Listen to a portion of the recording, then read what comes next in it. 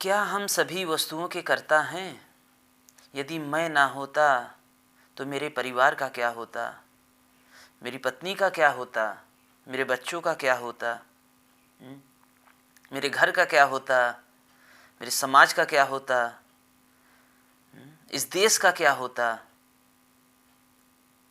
हरे कृष्णा। मेरा नाम राजन कुमार गुप्ता है और मैं रेलवे में जॉब करता हूँ। तो आज का विषय बहुत महत्वपूर्ण है कि हम सभी अपने आप को कर्ता मानते हैं। तो आइए इसे जानने का प्रयास करते हैं, है ना। हम सभी लोग सोचते हैं, वास्तव में देखा जाए, कि अगर मैं नौकरी कर रहा हूँ तो मैं यही सोचूंगा कि नहीं, अगर मैं नौकरी नहीं करता तो मेरे परिवार वालों का क्या होता।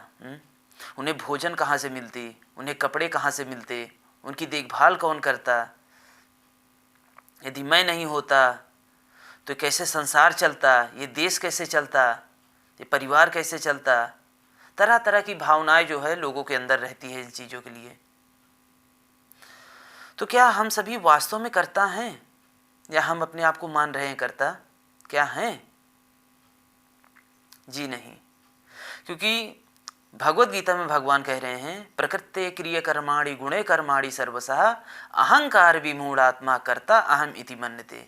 वास्तव में प्रकृति के 3 गुण कार्य कर रहे हैं, सतोगुण, रजोगुण और तमोगुण। उनमें जीव फंसा हुआ है जिनके माध्यम से वह कार्य कर रहा है। और मोहग्रस्त व्यक्ति अपने आप को कर्ता मानता है, जिन्हें लगता है कि नहीं, मैं कर रहा हूं। वास्तव में वह कर्ता नहीं है। हम प्रकृति के अधीन हैं और प्रकृति भगवान श्री कृष्ण के अधीन है।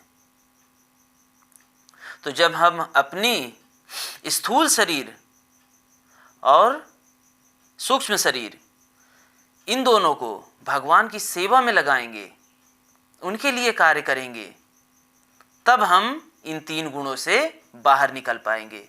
नहीं तो हम सभी इन सतोगुण, रजोगुण, तमो गुण के प्रभाव में आते रहेंगे और मोहग्रस्त होते रहेंगे और हमें लगेगा कि नहीं, मैं करता हूं। उदाहरण के लिए, यदि मान लीजिए आपके घर में कोई बच्चा है या पत्नी है या परिवार के और कोई अन्य स्वजन हैं, अगर वो बीमार पड़ते हैं या आकस्मिक कुछ ऐसे घटनाएं हो जाती हैं उनके साथ, क्या तब आप उन्हें बचा पाते हैं? क्या आपका पैसा वो काम आता है? या कोई मृत्यु के कगार पर है, क्या आप उसको बचा सकते हैं? या जो बीमार व्यक्ति है, क्या आप उसके दुखों को ले सकते हैं या आप अपने दुखों को उसको दे सकते हैं? नहीं दे सकते हैं। कोई व्यक्ति मर रहा है, हाँ, तो उसको मरने से आप बचा सकते हैं? नहीं बचा सकते हैं। हम कुछ नहीं कर सकते हैं, इस चीज को समझना पड़ेगा। हम कुछ भी नहीं कर सकते हैं, हम बंधे हुए हैं प्रकृति के में और प्रकृति भगवान के अधीन है। तो इस चीज को समझना पड़ेगा। और भगवान, इसीलिए भगवान का एक नाम है कृष्ण का, ऋषिकेश। ऋषिकेश का मतलब होता है समस्त इंद्रियों के स्वामी। ये सेंसेस है ना, आँख, कान, नाक, मुख और त्वचा, ये सेंसेस हैं। इस सारे सेंसेस को जो है हम जब भगवान की सेवा में लगाएंगे, स्वामी की, है ना, सेवक का कार्य क्या है? स्वामी की सेवा करना। जब हम अपने समस्त इंद्रियों को स्वामी की सेवा में लगाएंगे, तब हम खुश रहेंगे और तब हम इन मोहग्रस्त जो अहंकार में हम लोग जी रहे हैं कि मैं करता हूं, ये मोह तुरंत नष्ट हो जाएगा। तब आपको रियलाइजेशन आएगा कि नहीं, मैं करता नहीं हूं, वास्तव में भगवान करता है। नहीं तो हम लोग यही सोचते रहेंगे और अहंकार में, मोह में हम लोग यही रहेंगे कि नहीं, मैं ही तो कर रहा हूं, मैं अपने परिवार का पालन कर रहा हूं। यदि मैं ना होता तो कौन देखता? मैं पैसे नहीं कमाता तो कौन देखता? सब भूखे मर जाते, है ना। तो सर, आप नहीं थे इस संसार में तब भी आपका परिवार चल रहा था, आप हैं तब भी आपका परिवार चल रहा है, आप नहीं होंगे तब भी ये आपका परिवार चलेगा और ये देश चलेगा, ये संसार चलेगा।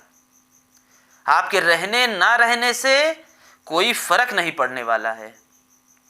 प्रत्येक जीव अपने अपने कर्मों के आधार पर सुख दुख लेकर के आता है इस संसार में।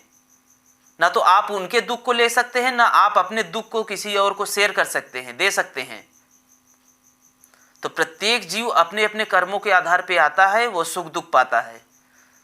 ना हम किसी को दुख दे सकते हैं, ना कोई हमें दुखी कर सकता है। ये चीज समझना पड़ेगा। लोग कहते हैं कि मुझे क्यों दुख आ रहा है, मुझे क्यों दुख आ रहा है, तो इस चीज को समझना पड़ेगा।